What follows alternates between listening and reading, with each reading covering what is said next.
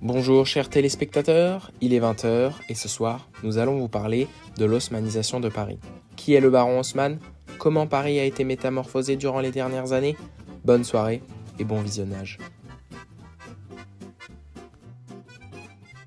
Ce soir, mesdames et messieurs, nous vous proposons un large parcours plein de découvertes et de beauté à travers Paris. Nous allons partir de l'église Saint-Augustin pour rejoindre le parc des Buttes-Chaumont, en passant par plusieurs grands boulevards, des chantiers de construction et des chantiers de destruction. Notre envoyé spécial Antoine Menard-Revel va vous accompagner à travers cette balade dans quelques instants. Merci Nicolas et bonjour à tous. Nous nous retrouvons à l'angle de deux imposantes avenues devant un immense monument. Nous sommes bien à l'église Saint-Augustin, réalisée par l'architecte des Halles, Victor Baltard. À l'intérieur de l'église se trouve une structure métallique, ce qui montre une audace incroyable de l'architecte, car cela n'avait jamais été fait auparavant dans une église. Malheureusement, l'audace s'arrête tout de même au porche. En effet, la façade extérieure est faite d'un revêtement de pierre plus traditionnel. C'est une église avec un style oscillant entre le romain et le byzantin. L'église n'est pas totalement achevée, on peaufine encore l'intérieur. Les travaux devraient être terminés l'année prochaine.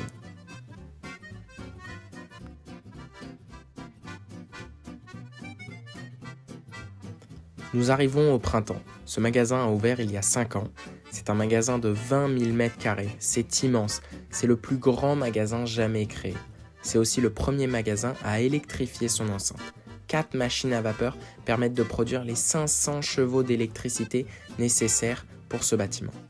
Durant l'inauguration de ce magnifique magasin, en 1865, la lumière était au rendez-vous. C'était l'un des plus grands événements des dernières années. C'est la découverte d'un nouveau monde. D'ailleurs, pour l'anecdote, le créateur des printemps, Jules Jaluzeau, a refusé l'école Saint-Cyr pour devenir commerçant. Il a commencé comme employé au Bon Marché Rive Gauche, et ensuite, il a volé les idées de son chef, M. Boussicot, et a créé son magasin sur la rive droite, dans un quartier flambant neuf, sur le boulevard Haussmann.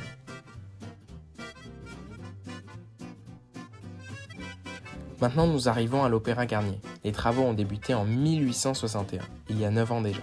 Nous sommes au cœur du plus important quartier haussmannien, un quartier flambant neuf. Ce chef-d'œuvre pas encore terminé est l'œuvre de l'architecte Jean-Louis-Charles Garnier qui n'a seulement 35 ans. Cet opéra, qui sera l'un des plus beaux au monde, sera très certainement le monument symbolique du Second Empire. D'ailleurs, il faut savoir que pour la reconstruction de Paris, c'est près de 400 000 travailleurs de toute la France qui sont mobilisés. Et pour la plupart, ce sont des paysans non formés. Pour faire face à l'afflux de population dans la capitale, Paris s'agrandit.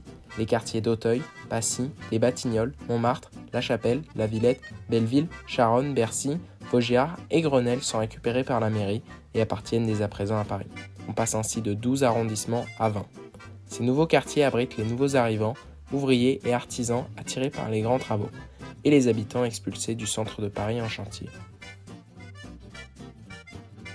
Maintenant, nous sommes à la butte des Moulins, future avenue de l'Opéra.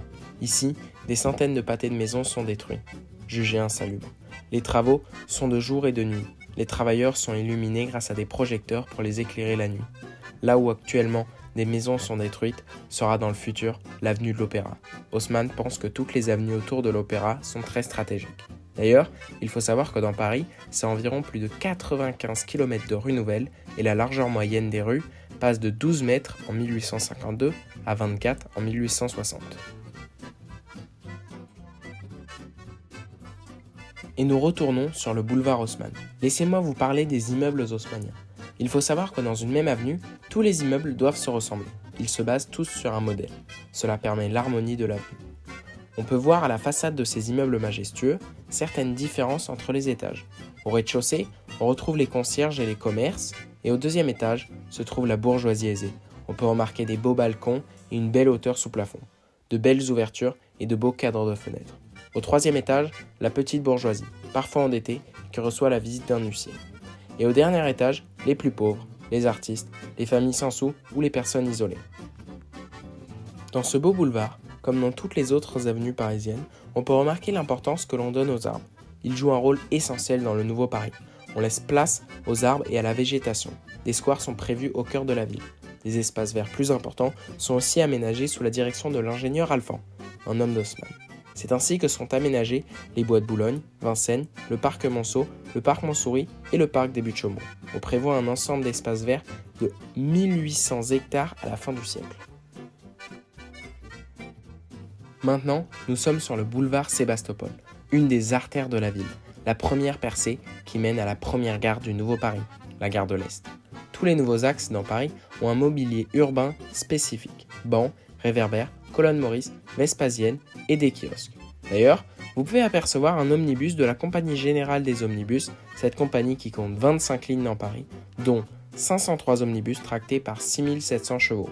Malheureusement ou heureusement, dernièrement, les tramways concurrencent davantage les omnibus. De par leur avantage d'être sur des rails, la vitesse de déplacement augmente. Et maintenant, nous sommes dans les égouts de Paris. Et oui, c'est possible, et c'est même très à la mode. Surtout pendant la canicule. Quand il fait très chaud en haut, il fait toujours très frais en bas. Dans le Nouveau Paris, fini les maladies. On évacue les eaux usées et on distribue l'eau potable. Fun fact, les égouts de Paris reproduisent la carte de Paris. C'est pour cela que nous sommes sous la rue du Château d'Eau. D'ailleurs, les machines que nous utilisons pour nous déplacer dans les égouts de Paris utilisent l'eau pour se déplacer. Et ça, c'est grâce à l'impulsion de l'ingénieur Eugène Belgrand et de ses équipes. Il faut savoir que le réseau d'égouts dessert désormais toute la ville et passe de 146 km de long à 560 km. Mais il n'y a pas que les égouts qui augmentent. Le réseau de distribution de l'eau passe de 747 km à 1545 km, ce qui permettra à terme de tripler le volume d'eau distribuée et de distribuer de l'eau dans tous les foyers parisiens. Comme je vous le disais précédemment, dans le Nouveau Paris, on met en avant la végétation et les espaces verts. Et ça, c'est une volonté de Napoléon III. L'aménagement des espaces verts à Paris est coordonné par l'ingénieur Alphand, qui est un homme d'Haussmann. D'ailleurs, il est intéressant de noter que Haussmann s'oppose à la multiplication des espaces verts. Il dit même « Cela fait moins de place pour mes immeubles ». En parlant d'espaces verts, nous sommes actuellement à la fin de notre balade, dans le parc des Buttes-Chaumont. Ce parc a été inauguré il y a 3 ans, le 1er avril 1867. Cet espace est totalement artificiel et a été construit sur d'anciennes carrières de gypse. En tout, c'est 200 000 mètres cubes de terre qui sont transportés jusqu'ici pour les plantations. Au centre de ce parc, on retrouve une île avec une falaise de gypse. Elle est habillée d'une maçonnerie qui la protège tout en imitant la pierre. Au top des progrès technologiques, on a même construit un pont métallique suspendu, signé Eiffel. Maintenant, je prends le relais. Et pour cela, je vais vous présenter le baron Haussmann. Le baron Haussmann a un doctorat de droit et a pratiqué des études classiques. En 1831, il débute sa carrière administrative en tant que secrétaire général de la préfecture de Vienne. Ensuite, il sera dans plusieurs sous-préfectures, en Haute-Loire, en Lot-et-Garonne, en Ariège et en Gironde. Son administration a laissé dans ces diverses localités les meilleurs souvenirs.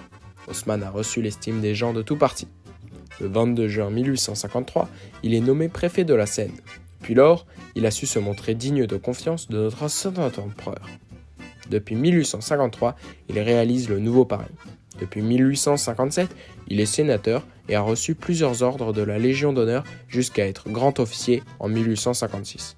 Malheureusement, tout le monde n'est pas content et Haussmann est beaucoup critiqué.